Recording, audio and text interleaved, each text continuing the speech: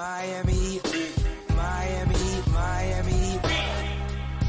It feels like Miami Heat.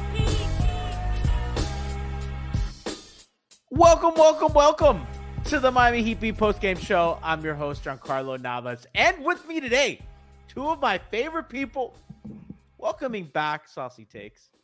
Coach Lou. What's up, everybody? How we feeling, Lou? Sick as fuck, but pushing through. That's not good. The other face you see, Franky G. I'm gonna do this because our guy Moose could not be here today. It feels like the draft. Draft beat, draft beat, draft beat, draft beat. Draft beat, draft beat, draft beat, draft beat. Draft beat, draft beat, draft beat, draft beat. Draft. Draft beat, draft beat, draft beat, draft beat. Draft beat, draft beat, draft beat, draft beat. Draft beat, draft beat, draft beat, draft beat. It feels like the draft. Moose was supposed to be here, but his computer exploded. So Yeah, he saw too much Thomas Bryant. yeah, prayers for Moose and his his machine. But boys, the Heat scored 120. Holy. What year is it? Who are you? It's that SpongeBob meme, Patrick under the rock. Who are you people? I'm not gonna lie, guys. And Franky, we can start with you. I don't want to get overly excited over preseason. I don't want to extrapolate anything more than what a preseason game is, which is a bunch of games that don't count, and I'm not going to get fooled by teams kind of half-assing or whatever. They look like a competent offense. I saw somebody on Twitter said they look average, and I was like, huge improvement over whatever the fuck that was Holy last shit. season. And Franky, I don't want to be that guy, but I'm seeing some stuff that I like. I think Spo's onto something. They were bottom 10 in the league, so average would be a huge improvement. Listen, average would be so wonderful. It would. There's definitely some modern game basketball going on offense now. We play 5 out, we space the floor, everybody shoots the 3. We're not afraid to fucking move the ball and swing it out and reverse it and set when there's nothing there. There's a lot to like, a lot still to work on, a lot of kinks and stuff, but there's definitely a lot of growth and improvement, and we have a modern offense. Dude, Franky, one of the things I like about what they're doing now is we're seeing a lot of 4-5 pick and roll. We're seeing 4-5 pick and roll off ball. So and you saw one of those corner threes that Bam got, kind of on the closeout, Jovic screening there, a lot of on-ball 4-5 pick and roll, some off-ball stuff for either one of those guys to flare. And that's just a dimension they haven't had since PJ Tucker was here, when PJ Tucker was before. Really, it's just been non-existent when Jimmy and Caleb have been the 4. It's just not been any part of their offense. Even when Kevin Love was in the game, they would do some of it, and I think it had mixed results. This looks real. This feels like a real pillar of their offense. The other guys are moving without the ball with purpose. There is an intentionality to when they run handoff stuff. The guys on the weak side of the floor they have like goals in mind. You know what I mean? Like, it just feels like everything has purpose. Yeah, like you said, they're doing a lot more different things to help ease their offense. You talked about the screens, the seal-ins. Last year when they had the 2-on-1 and the ball would reverse, they really had no idea what to do with it. The defense could stunt and really take them out of it. Both guys wanted to pass, neither guy wanted to shoot. And now the wing is always stepping in, sealing that help guy and making that a wide open 3. We saw Bam get a foul drawn on him, setting the screen on a Jimmy one as well. So we're gonna see that. We've seen it like 5 or 6 times a night every preseason game so far. So it's become a staple to their offense, and it's a wrinkle I like. And you can once they adjust off that, you can play off that and reverse it again and keep the flow going. But there is flow to the offense now, and that's something that's been sorely missing all these years since Kyle died for his sins. Which, by the way, I see Ware wearing number 7. It's a single tear running down my eye. Kyle Lowry, I miss you. I miss you, King. Hope you're well wherever you are. Quick shout out to JG in chat, resubscribe with Prime. 28 months. He says we back. No play in this year. Oh, let's slow your roll there, buddy. No playing this year, G. No We listen to the subscribers, guys. Hey, light the beam, goddammit. Light the damn beam, Lou. What are we waiting for? It's preseason, G. We gotta relax, Never but mind. Okay.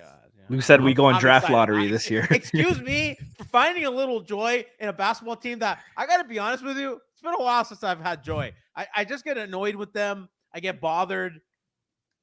It's been a while. It's been since game 2 of the conference first round. Vane Hype also gifted a sub to Pete Larson, your boy. Pete the GOAT. Oh, Pell Larson. The GOAT, Pete. Pete Larson's a different. Pete and Pete. Pete Larson. Pete Larson with 1 assist. Somebody put Photoshop Pete and Pete, but Pele and Lou, please. Leche's agenda. What did I do there with Pete Larson? I'm so sorry, Pell Larson. I've also just subscribed for his 45th month subscribing. So shout out to the fucking GOAT there. Lou, kind of piggyback off what Franky was saying, like their movement off ball, I think, is huge. I think, and we're gonna get into the transition stuff later. Somebody said Pete Larson's definitely a second baseman. Yeah. Second baseman for the Pirates. Oh, for sure. Like, you know what I mean? Like, And here we have for the Brooklyn Dodgers, Pete Larson. Lecha says Pete Larson sounds like a player from the 50s that Boston fans would insist would dominate the league today. 100%. Absolutely. He played at Holy Cross for sure. I'm sorry, I keep cutting you off, Lou, because we get a ton of subscribers today. What fix that? Subscribe with Prime, 25 months. Man, that's a long time. He said, I'm typing the message. Drew Smith is the new Kyle Lowry, so G has to read it. Only Yo, I'm not gonna lie. I said this in the MHB chat. I said he's great value buns. He's not the brand name Wonder Bread. He's great value. Bottom shelf, maybe a little expired, but I could see the vision a little bit. It's like 50 cents, so lose like only on the defensive end too. It's no offense. It's it was only very, on defense. not to stray too far from God's light, which is the Heat offense now, but it was very funny to watch Drew Smith lock up Chris Paul for a possession. Yeah, being 100%. Maximum annoying, which That is shit Chris unclear. Paul. You know what I mean? Pulling the fucking mirror on my man. Nah, it was great. But like you were saying, like offensively, it feels like they have a purpose. It doesn't feel crowded in the paint. That's my biggest takeaway. Yes, they dude. are spacing. Like And this Karate Heat- said that on the broadcast. Yes, absolutely. They are legitimately spacing. They took real quick maths. They took 23 3-pointers in 24 minutes with their starting 5. Like they're making an emphasis to space the floor. Now, you know, there's still some things that they're fixing and the offense isn't as smooth as you'd like it to be. Sometimes when the pin down is coming, the guy's not coming up. It's just little miscommunications and things that can get ironed out. But I was thinking to myself, like, realistically, what's a dream scenario for this Heat offense? For me, is if they finish 12. 12 is a dream scenario. Oh, dude, So- no, 12. I'll take 14th. Yeah, no, realistically. So just the fact that they've had some success offensively, and the shots aren't really realistically, the shots aren't falling so far. I would think for the most part, I think Rozier has struggled with his catch and shoot stuff today in particular. Tyler was 2 for 9. Niko's 1 for 4. Like the 3-pointers aren't necessarily falling, but I do think the flow The and shots just are the good, feel. though. Yeah, the shots are good. None of Bam's threes feel rushed or forced or out of whack. dude, the pull-up 3 he took. Oh my goodness. Like, no, realistically, it looks like the guy who is taking the backseat is Jimmy Butler. We'll see how long that lasts into the season. Nah, he But- likes that though. And honestly, But maybe like, this is what is going to get him to those 70 games. G. no, Realistically, I agree. And Lou, dude, the activity on defense from him, beautiful. night and Chef's day. kiss. The passing lane stuff, the help from the nail, the rotations are there. They're crisp. And there are possessions where guy messes up, which by the way, I mean, Bam is just special. I mean, there's so many times that Bam is, there was a play early where Rozier gets killed on the screen and Bam creates a deflection out of that at the basket. It was just like he's insane. But Jimmy is in the passing lane. Jimmy is forcing turnovers, which is helping their offense because those are the easiest shots they're going to get. It's helping guys in transition. It's helping guys get other baskets, him get baskets.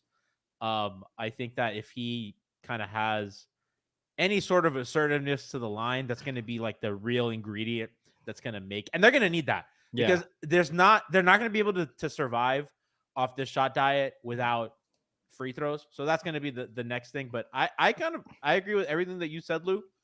I want to give a shout out to Lenny Lester, subscribed for 37 months. I love the community, man. You guys have been around for a while. And he says, Bam standing out at the almost as long as his core. It's a joy to watch. I mean, if you want to be serious, I mean, we really started streaming with this core. But the most important thing from Jimmy today was how unshaved he looked. He looked homeless. Homeless Jimmy almost won us a championship in the bubble. That's what I want to see. I want to see a Jimmy Butler that doesn't give a fuck anymore about his looks. He was talking shit to Chris Paul. He was pushing him. That was him protecting. That was Niko. Protecting Niko. Yeah. Yep. Just like he did with Duncan in the bubble when he got 100%. Into it with Chris. This is the Jimmy. This is the Jimmy Butler we love, dude. Honestly, I'm not like intangibles guy or body language guy, but I think it matters when someone goes at your fucking guy and you stick up for him. Mm-hmm. I don't know. I just think that matters. And it's for show because it's the NBA. But I think, I don't know, man. I just think that matters. And I think it's like when you feel, somebody tweeted, I tweeted out something about the offense had like purpose. Somebody goes, they're playing for each other. And I just do feel that way. I think 100%. that doesn't always apply. Mm-hmm. And they're a team. They're not going to beat you one-on-one. They don't have enough guys that are going to listen. I love Bam. Bam's not going to hub your offense with shot creation. That's just not him. Jimmy can do it for 16 games in the playoffs. Maybe 12. Four. Yeah, I was going to say 12, 13 games in the playoffs. Yeah. They need ball movement. They need a lot of actions. They need cutting. They need transition. They need activity. And oddly enough, and he had a good game too, Duncan, probably like one of their 4 best playmakers. You know what I mean? Like, yes, shot creators and shit. And they just need all these guys to fire. They still need guys. They still need help. They still need to make moves. Their defense, we'll see. But it just seems like if this carries over into the regular season, like if they fucking lay a stinker against Orlando and Detroit, I'm out again. Like the leash is short. It's fucking short. But I'm encouraged. And I don't say that lightly. And I'm encouraged. And I actually had fun today. When was the last time you had fun watching a preseason game? Especially the offense. Like the offense has been such a drag for fucking years. They haven't been fun. Like it was pretty much nice if they don't hit 23s, they are awful to watch. Like they got nothing going, nothing to the basket. Just Duncan. Duncan is the sole highlight. Yeah. Oh my god. Dude, I don't know if you guys feel this way, but I felt like last year they had to like reach a 3-point attempt quota, right? So like they would take these awful contested, no rhythm threes. And I remember we were all like, what are they doing? And I feel now they take a lot, and I like them all. There are very few of them. Niko took a step back I didn't like in the first half. But for the most part, I like their shot attempts. I like their shot profile. I actually sometimes think that they're a little conservative. I mean, there are times that I'm like, Tyler, you should, pull, empty 100%. Do what you got to do. But I feel like they're not. It almost felt like last season, and I would love if Brady or Alex or Ethan or somebody or Anthony or somebody can like kind of get in Spo's head about this. But it sometimes felt like last year, like they had like goals that they wanted to hit on offense, and they had to get there. And now they're just like playing good basketball and looking for good shots, but not settling for those shots. Yep.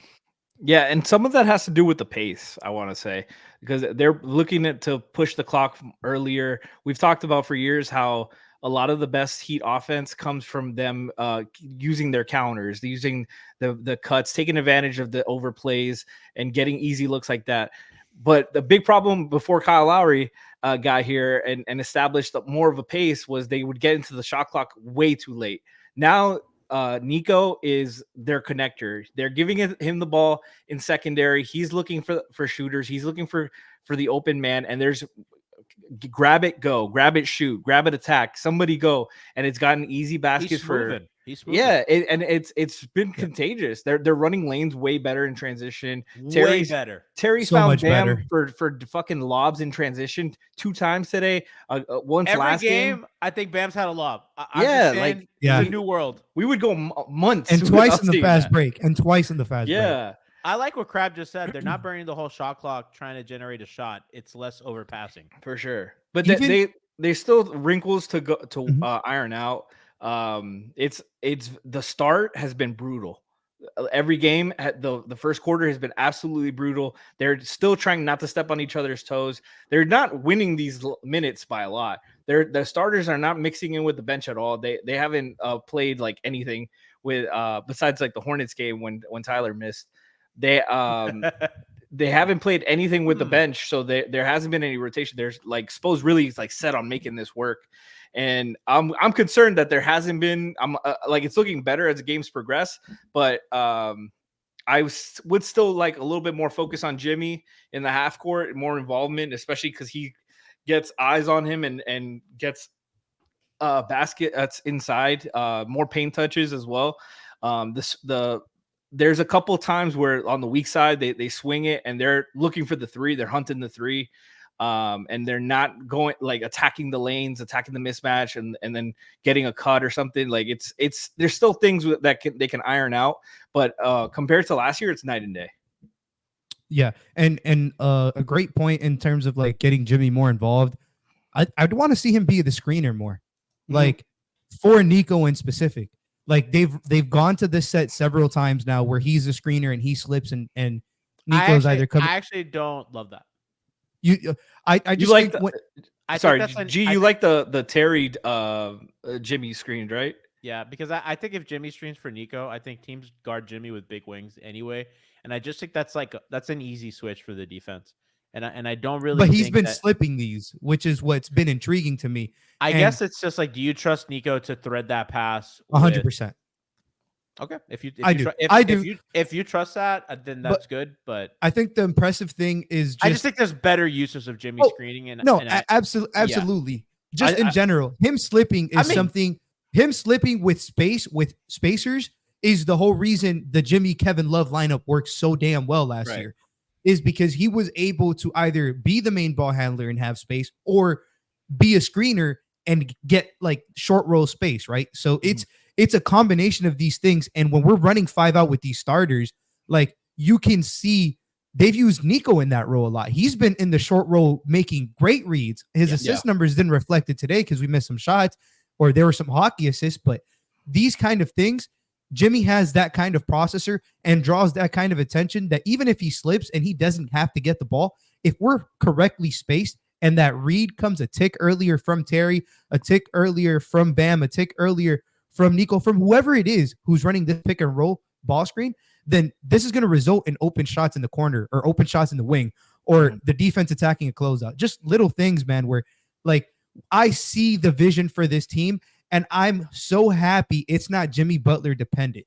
because I think like, yes, we know who Jimmy is for 16 games, but we also know what Jimmy isn't for 82 of them. Like, so we have to get through these 82 to get him to those 16. So I like these adjustments of you know, just incorporating him in different ways and looking for things in different ways. I thought Tyler was great today offensively, even though his shot didn't hit and connect. I thought he attacked spaces. I think the only bad shot I quote unquote think he took was a contested jumper over Chris Paul, which he ironically hit. So it is what it is. But I do like the way that they're flowing into their sets. I really like the spacing. They shot 45 threes today, 42 the game before, 40 the game before. Like, this is a clear emphasis. A big important fact, last game they scored 101 points. 95 of them came from threes, free throws, or in the paint. Today, 106 of their 120 points came from threes, free throws, or in the paint. Like, this is no longer a bad analytics team. And, you know, people give John a shit ton of fucking, like, they just talk shit to John on Jablanca. to John Jablanca. Shout out John. But ultimately, basketball is a game of fucking analytics, man. And the Heat were not doing themselves any favors No, and Lou, with the way they've been running, and now they're fixing some of those things. to your point, and I don't want to get Hooper Twitter mad at us, but I think it's fine to take mid-range shots. I think that some teams I agree. like Phoenix, they just don't have good mid-range shooters. And it's Jimmy's not that not good at it. Bam's, you know who was their best mid-range shooter Tyler? before? Josh Kyle. Richardson. Josh He's Richardson. gone. Yeah. And it's not like he was a volume mid-range shooter. You know, Tyler is okay at them. That has to be your counter. When they take everything away from you, Correct. can you get to the fucking spot?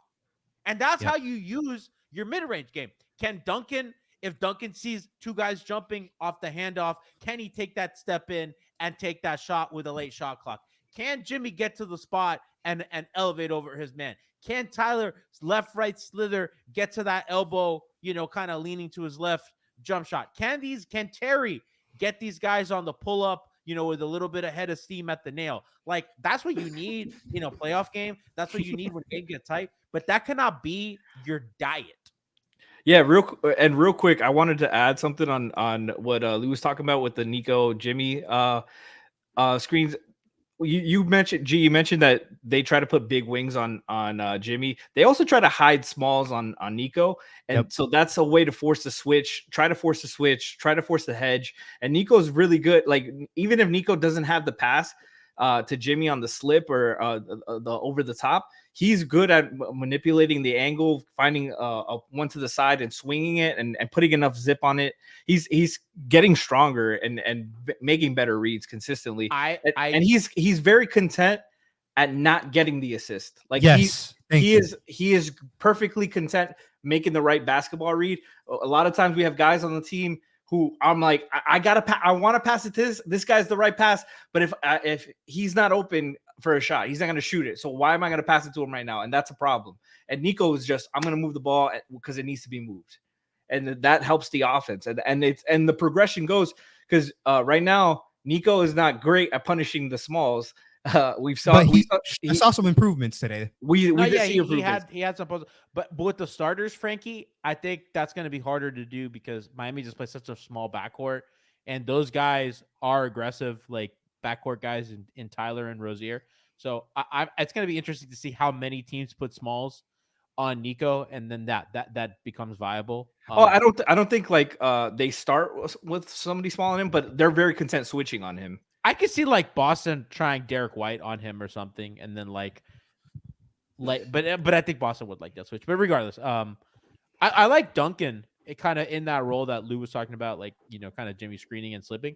I think Duncan is such an improved passer. I think he can recognize if they're going to drop. He can recognize when the trap comes, because that's the other thing. Like, that you have to remember, like they're going to trap. They're going to start when good teams are wise to that. They're gonna have a lot more counters.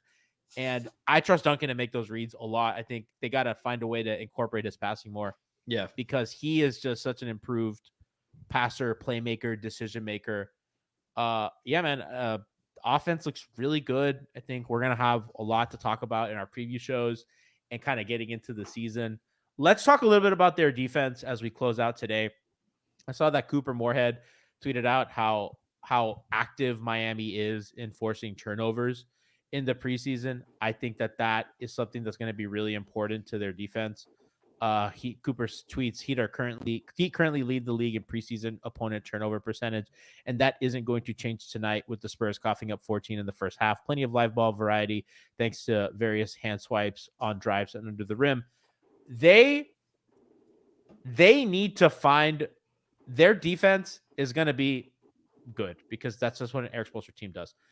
For their defense to be great, they need to be aggressive on that end. And that starts with Butler. That starts with the guards being very handsy, being very pesky, being very aggressive. And they need to trust. They need to live on that. We're on a string motion. Guy behind you is going to rotate. Our Miami does anything well, it's fucking swarm. And you need to get the ball out of these dudes' hands, because not only is that helping your defense, it's taking away possessions. It's not letting them offensive rebound. It's giving you a shot in transition. It's giving you a little bit of life. It's giving you an extra possession. And you want to talk about analytics. That's how you win, right? You get more chances than the other team. And that plays to their strength. They're not going to be an offensive rebounding monster. That's just Right. not who they are. And let's be real, they're just not. I don't buy that they're going to be a fast team. It's just Right. never what. No, it's not. They're not going to be top 10 in pace. It's not. But you can game the system a little bit, and I like how they play the passing lanes. I like how they load up on the strong side of the ball. I like Jimmy back at the nail. I like them playing with Niko because he guards fours, and that lets Jimmy kind of roam a little bit more, which I think is a better kind of defensive position than having him on ball on bigger guys. He can do it, but I think for 82, and I think for the long run of their success, Niko needs to hold his own, which he's doing, and Jimmy needs to be Jimmy, and he's a havoc creator. Absolutely. Franky, that's what he needs to do. Yeah, and all three of them, the front court, all three of them got 3 steals today. And another thing, it helps them not be able to attack our small backcourt because by being active, Tyler's biggest strength on defense is playing the passing lanes. Getting out there, getting deflections. He only got 1 steal today, but I'm sure he got more deflections than that. He was active as he usually is. Terry is has the wingspan, is active in the passing lanes as well, and they're able to show 3 bodies with Niko, Bam, and Jimmy that could all rotate. They could all guard multiple positions. They could all help at the rim and contribute something. They're not going to get a lot of shot blocks, but they're going to make shots difficult for you. And I love their activity. They have the front court. They're so versatile defensively, and credit to Niko, man, because he's made leaps and bounds there. Yep. His awareness and like his sheer size next to Bam, next to Jimmy defensively, like you said, Franky, really, really helps plug up some of these holes with Tyler, with Terry. I think Terry's been very good too in terms of digging late, getting it right before they go up for a layup, early on the help. Like their defense and their offense. I think the biggest takeaway that I can say from today's game, I know it was the Spurs and I know it's a preseason game, they looked connected. Last year, I think it's a handful of games max that you can say that the Miami Heat looked connected. And it was today, genuinely miserable to watch them. Yeah, I agree. And today they looked like like G said, they looked like they were playing for each other. They looked like they were trusting each other. And it was good to see on both ends. Bam is sensational defensively. Like not enough has been said about he's the best defender on the planet for the past 5 years, and he's not gotten a single depoy. Is fucking ridiculous. That guy who has him ranked 50th on Twitter, you know who you are. Wemby had no fucking answers for him. He put Wemby 8th. I think he put Wemby 8th for the amount of points Wemby scored when Bam wasn't in the game because he did not score on him this game. Like it was, I don't know, man. Like it's crazy. The leaps and bounds he's taking is ultimately like he's the franchise guy, man. Like he's the guy moving forward, and we need to give him his fucking flowers because that guy's fucking incredible on both sides. Crab asked a funny question. Of the top 10 guys in the preseason rotation, how many are plus defenders? It's the front court. Drew. There's 2. You put Niko there? Yeah. I think Niko's a plus defender. defender. A plus defender for sure. Jimmy, 100%. I don't think this is even an argument. It irks me that you say this so many times. Man. I see what you see. He's been great. No, you don't. no, you don't. Because if you did, you would not. He was great in the playoffs last year. He was very good in the regular season. He ended the regular season one of their like the reason this worked last year, like their triplet of Jimmy, Bam, and Niko was their best trio in net rating. Yes, these 3 guys together was their best rating of net rating, and it was because their defense was top fucking 2 percentile. Like they were insane defensively, thanks to Niko. She'll love this. You know, man, shout out Bond. But Niko, I think those 3 are plus defenders. I think Drew's a plus defender, and I think that's where it stops. Highsmith. Sorry, Highsmith. I got people that are like, guys, I kind of like Drew. It's like, you know what I mean? No, and I agree, man. I like Drew Smith. I'm just gonna say it. He looked decent. I'm gonna say it. Sam's Club Gabe Vincent. I think Drew's playing for the wrong Miami teams on Sundays. That's all I'll say.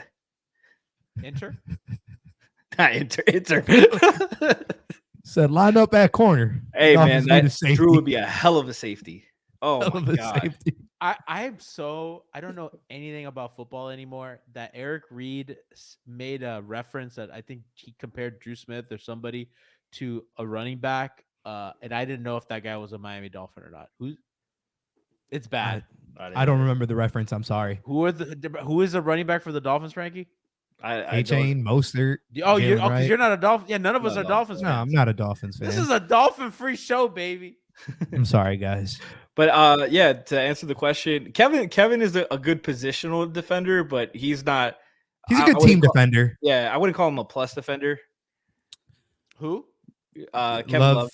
I think Duncan is. Kevin Love's a bad defender. I think Duncan is a good team defender, not the best. Like Duncan's also a bad defender. I don't think he's bad anymore. I think overall they're negatives though, because you can. He's still bad because Lou, when rubber hits the road and they play a good team, it's you know. I don't know. Last year I thought Duncan was very good defensively before his back injury, like to the point where he was one of their better defenders at the guard room. I mean, it wasn't much to say because the guard speed, room strength. It's the Chad is asking about Jaime. If I don't think he's there. I don't think he's there yet, but I think he can get there. He can. I think he can be a good enough team defender that any like lateral quickness issues. I still think Jaime could get hunted. Like I'm terrified of the Knicks hunting him with Brunson. It's just I don't think he has like enough lateral speed. Yep, is my thing. That's his thing. His lateral awareness isn't the best, and he's like a. But I mean, guarding up, he's not. I don't mind him. No, no. Like he's a strong kid, and I'm not worried about. But like power wings are still going to be a problem. Like Kawhi, 100%. But I'd rather him guard up than guard down. Is my point. Yeah, for sure. I think even a guy like Edwards would give him like a lot of problems. Yeah. in terms of strength. You know what I mean? And that's not guarding up. That's like that'd be his matchup or something. Right. I think Jaylen Brown is a guy that can also overpower him, but he might have the upper hand because Jaylen has his weaknesses with the left hand or whatever. But I do think he could be a plus defender. I don't think he's a bad defender. I just think he's like a whatever defender. I think that he kind of it's usually not his fault. He's more bad than like average, but he can get there. He's not bad in the way that Tyler's bad. That like when Tyler and Rozier are bad, it's like, ooh, that was like Tyler got put under the basket like 3 times. Well, they both. I mean, he and Rozier like sometimes like they get screened and then like they're just like out of the picture. Yeah. It makes me not to like yearn for a different time. I mean, Winslow. Pele is gonna be. I think Pele is already there, but he's. I was gonna say. I think he's probably consider the guard room. Like, is Jimmy a guard or a wing for you? I mean, I think he's a wing. I think Pel's a guard. I think Pel's probably their second best guard defender. Yeah, after outside of Drew Smith. Like, yeah, I agree. He's been getting called for a lot of these fouls too.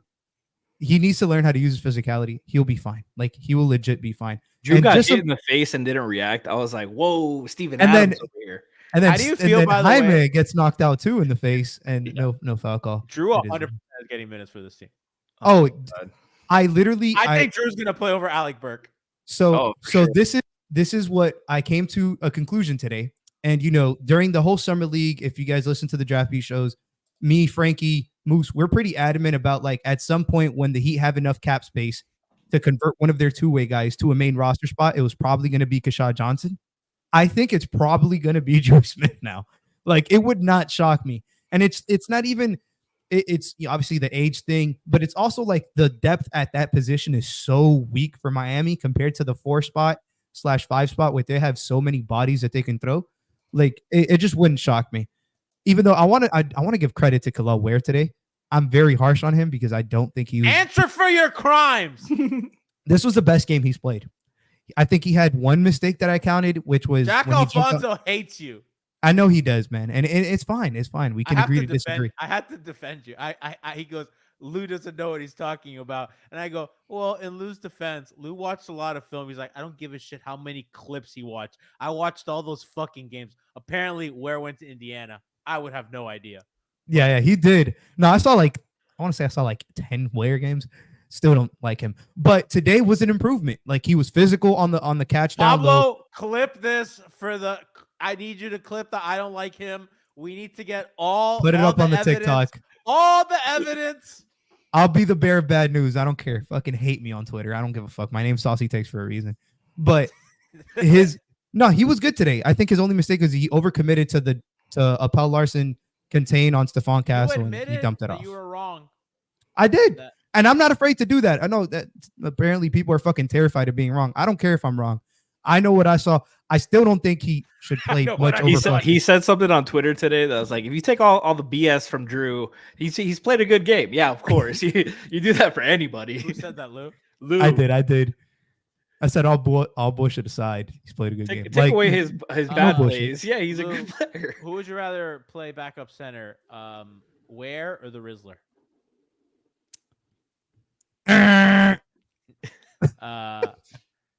Do you want to get a quick No, Pell Ware. Pete Larson take before we get out of here? Let Franky give one, man. He hates him. You I hate don't him? hate him. I just gotta give Lou shit. He loves him too much. I gotta be honest with you. 100%. All that draft shit went in one ear and out the other. I'm like, wake me when the games are G's like, when do we play the fucking Sixers? I need to see Lowry. Legend says G's obviously not afraid to be wrong. If you're design, I want to say something. If there's anything I am, it's not afraid to be wrong. I've been on these airways for 12 fucking years, and let me tell you something. I've had some stinkers. It comes with it, man. I once said that Shaq couldn't play in today's NBA. You said Why did Magic couldn't either. Why did I actually believe that Magic would be overrated in today's NBA? That guy can't shoot, and he's a shit defender. I'm fucking sorry. That guy. When was the last time you saw a Magic Johnson game? That guy when I developed this thing, that guy today would not. He gets slandered on Twitter on the fucking daily. Guy that can't shoot and that can't defend. Fuck out of here, man. G saw Magic play post AIDS and was like, I don't think this guy's got it. I'm just saying. He was on Vic Tarvey, G. I love Irvin Magic Johnson as much as the next guy, but Ben Simmons was all NBA. Come on, bro. Is Ben Simmons playing in today's NBA? Yeah. Magic Johnson would be better than him. By the way, for the take that I had was not that Magic couldn't play. He obviously could play. I just said he wouldn't be an all-time great player if he played in today's league. Because the game is different, and I don't think his skill set at his position can survive that. I think particularly being a poor defender. His passing, being able, and his size, I think he'd still be a good player. He'd be a good player. He wouldn't be a great player.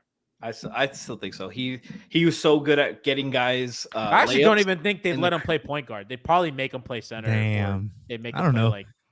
like power forward. Well, we know Spo would make him play center.